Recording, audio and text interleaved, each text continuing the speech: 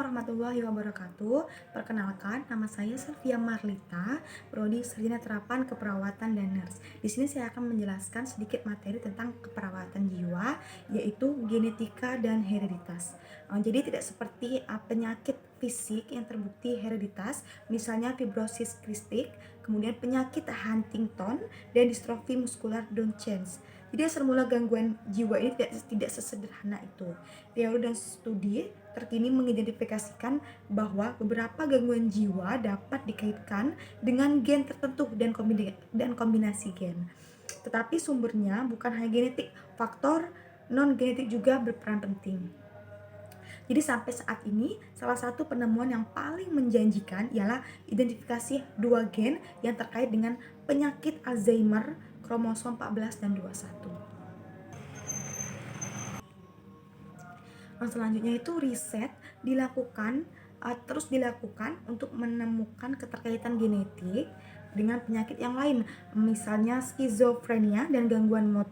Jadi hal ini menjadi fokus riset yang terus dilakukan di Human Genome Project yang didanai National Institute of Health dan Department of Energy di Amerika Serikat. Jadi proyek riset internasional ini yang dimulai pada tahun 1988 merupakan proyek riset terbesar dalam bidangnya.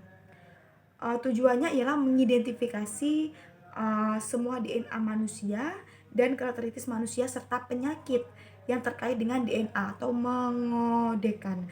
Jadi para peneliti menerbitkan hasilnya dalam jurnal Science. Jadi 3 tipe studi yang biasanya digunakan untuk menyelidiki dasar genetik gangguan jiwa, yaitu yang pertama, studi kembar. Jadi digunakan untuk membandingkan angka kejadian gangguan jiwa tertentu atau sifat kembar monozigot atau kembar identik yang memiliki struktur genetik yang sama dan kembar dizigot atau kembar fraternal. Yang kedua itu studi adopsi. Jadi digunakan untuk menentukan sifat di antara anggota keluarga biologis versus anggota keluarga adopsi. Yang ketiga ada studi keluarga. Jadi digunakan untuk membandingkan apakah suatu sifat lebih umum ditemukan di antara kerabat tingkat pertama atau orang tua atau saudara kandung atau anak-anak daripada di antara kerabat jauh atau populasi umum. Materi yang kedua yaitu stres dan sistem imun atau psikoimunologi.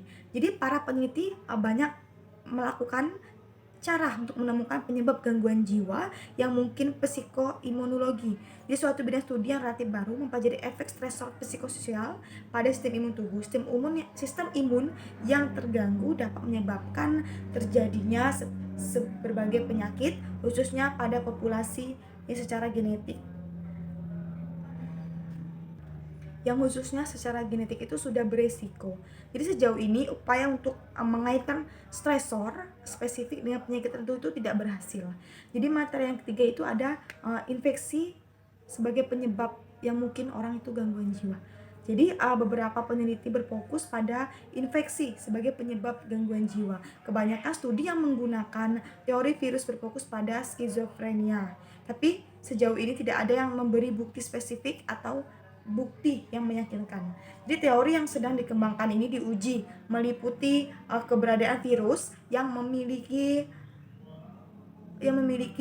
afinitas terhadap jaringan ISP.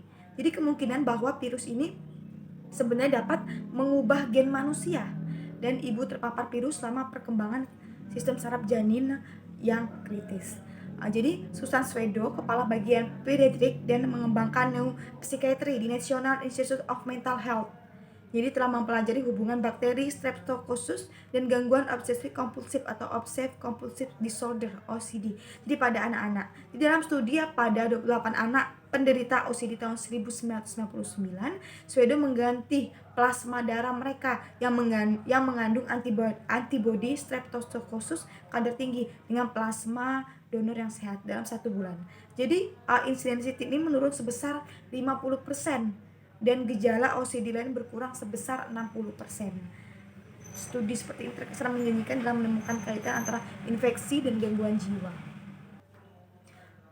Untuk materi selanjutnya itu peran perawat dalam riset dan pendidikan. Jadi di dalam materi ini tuh ada termasuk peran perawat di dalam riset dan pendidikan. Jadi perawat itu dapat menjelaskan apakah atau bagaimana riset yang baru dapat mempengaruhi terapi atau prognosis klien. Jadi perawat ini merupakan sumber yang baik untuk memberi informasi dan menjawab pertanyaan. Jadi apapun masalahnya. Jadi dalam kasus ini perawat itu mempunyai peran yang sangat penting di dalam menangani pasien gangguan jiwa ini. Baiklah teman-teman, itulah yang bisa saya sampaikan. Semoga yang saya sampaikan itu bisa bermanfaat bagi kalian semua. Saya tutup. Wassalamualaikum warahmatullahi wabarakatuh.